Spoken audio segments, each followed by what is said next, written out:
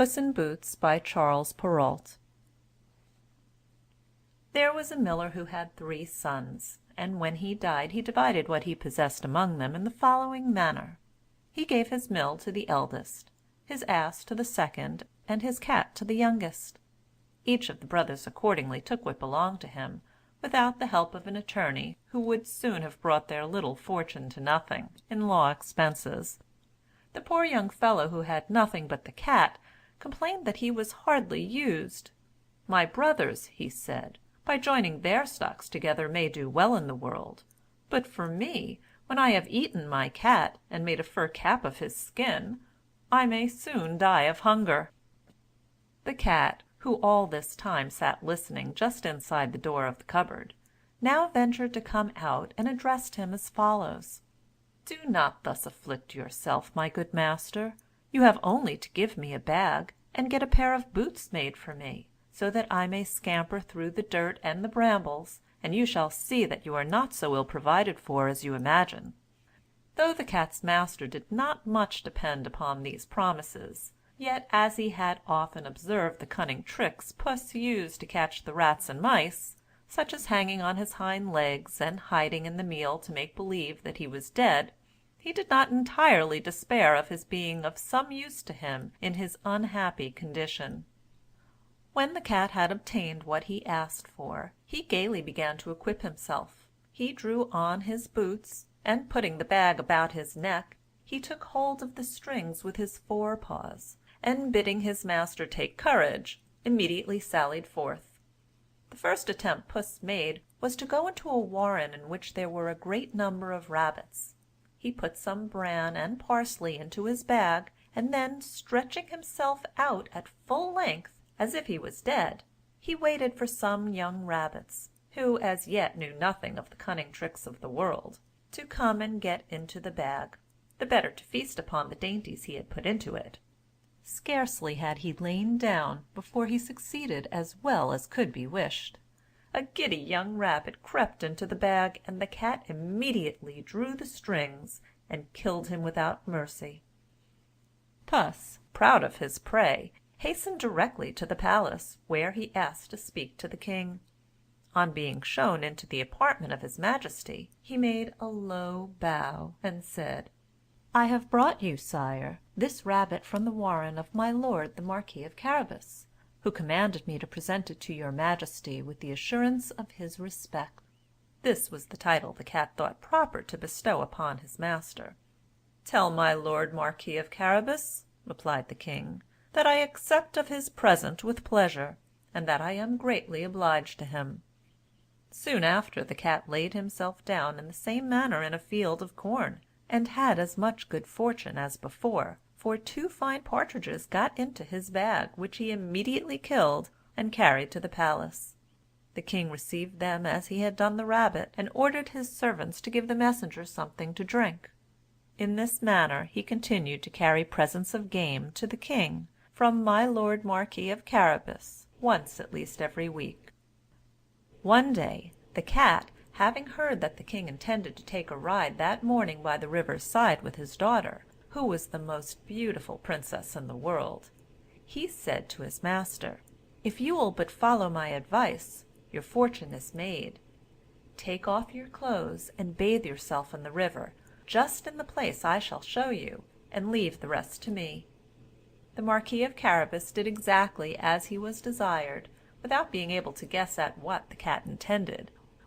While he was bathing, the king passed by, and Puss directly called out, as loud as he could bawl, "Help! help! My lord Marquis of Carabas is in danger of being drowned." The king, hearing the cries, put his head out the window of his carriage to see what was the matter, when perceiving the very cat who had brought him so many presents, he ordered his attendants to go directly to the assistance of my lord Marquis of Carabas. While they were employed in taking the Marquis out of the river, the cat ran to the king's carriage and told his majesty that while his master was bathing, some thieves had run off with his clothes as they lay by the river's side, the cunning cat all the time having hid them under a large stone. The king, hearing this, commanded the officers of his wardrobe to fetch one of the handsomest suits it contained, and present it to my lord Marquis of Carabas, at the same time loading him with 1,000 attentions. As the fine clothes they brought him made him look like a gentleman, and set off his person, which was very comely, to the greatest advantage, the king's daughter was mightily taken with his appearance, and the Marquis of Carabas had no sooner cast upon her 2 or 3 respectful glances than she became violently in love with him. The king insisted on his getting into the carriage and taking a ride with them. The cat, enchanted to see how well his scheme was likely to succeed, ran before to a meadow that was reaping, and said to the reapers, "Good people, if you do not tell the king, who will soon pass this way, that the meadow you are reaping belongs to my lord Marquis of Carabas, you shall be chopped as small as mince meat." The king did not fail to ask the reapers to whom the meadow belonged.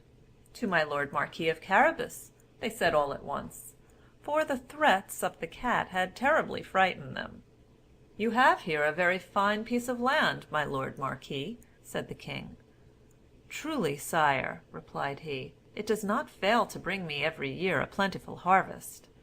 The cat, who still went on before, now came to a field where some other laborers were making sheaves of the corn they had reaped, to whom he said as before, "Good people, if you do not tell the king, who will presently pass this way, that the corn you have reaped in this field belongs to my lord Marquis of Carabas, you shall be chopped as small as minced meat."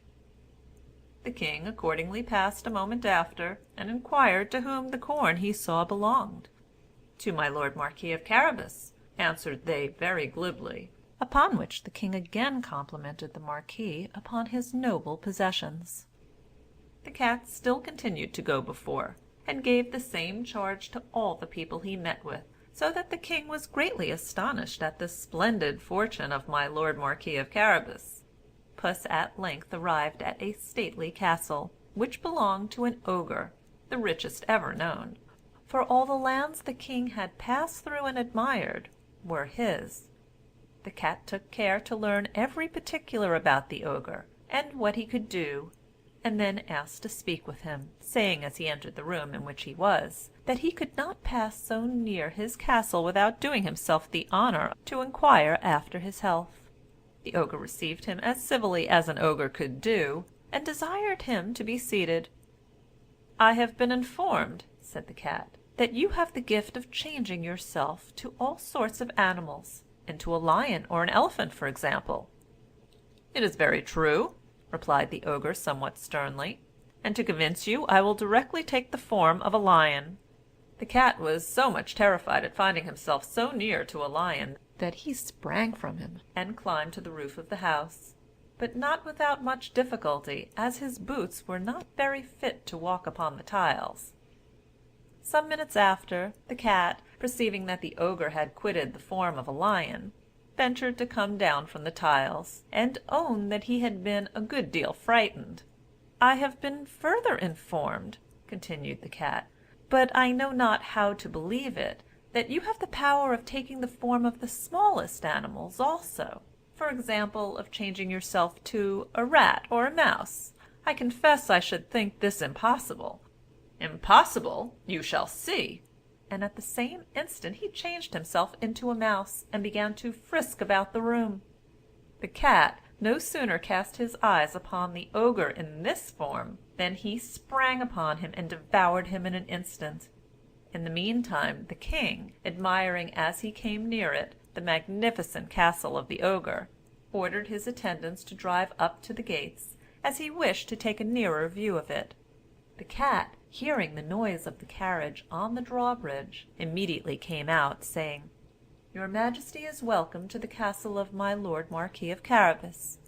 "And is this splendid castle yours also, my lord Marquis of Carabas? I never saw anything more stately than the building, or more beautiful than the park and pleasure grounds around it. No doubt the castle is no less magnificent within than without. Pray, my lord Marquis, indulge me with a sight of it." The Marquis gave his hand to the young princess as she alighted, and followed the king, who went before. They entered a spacious hall, where they found a splendid collation, which the ogre had prepared for some friends he had that day expected to visit him. but who, hearing that the king with the princess and a great gentleman of the court were within, had not dared to enter. The king was so much charmed with the amiable qualities and noble fortune of the Marquis of Carabas, and the young princess too had fallen so violently in love with him, that when the king had partaken of the collation, and drunk a few glasses of wine, he said to the marquis, "It will be your own fault, my lord Marquis of Carabas, if you do not soon become my son-in-law." The marquis received the intelligence with 1,000 respectful acknowledgments, accepted the honor conferred upon him, and married the princess that very day. The cat became a great lord, and never after ran after rats and mice, but for his amusement.